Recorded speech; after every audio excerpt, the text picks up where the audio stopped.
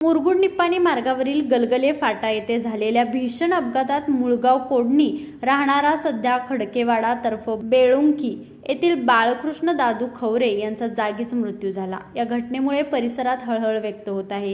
या घटनेची मुरगुड पोलीस ठाण्यात नोंद झाली आहे। बाळकृष्ण खत्रे हे आपल्या गावातून गलगले येथील पाहुण्याकडे दुचाकीवरून जात होते। गलगले फाट्याजवळ पोहोचताच निप्पाणीच्या दिशेने सहदेव परसू गस्ती यांच्या दुचाकीची त्यांच्या वाहनाला जोरदार धडक बसली। धडकेची तीव्रता इतकी भीषण होती की खत्रे यांच्या दुचाकीचे मोठे नुकसान झाले आणि ते रस्त्यावर जोरात आपटले। अपघातात त्यांच्या डोक्याच्या मागील बाजूस गंभीर दुखापत होऊन मोठ्या प्रमाणात रक्तस्राव झाला, त्यामुळे त्यांचा जागीच मृत्यू झाला।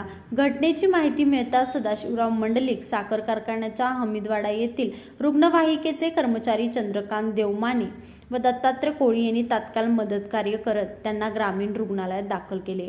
मात्र उपचारापूर्वीच त्यांचा मृत्यू झाल्याचे वैद्यकीय अधिकाऱ्यांनी सांगितले।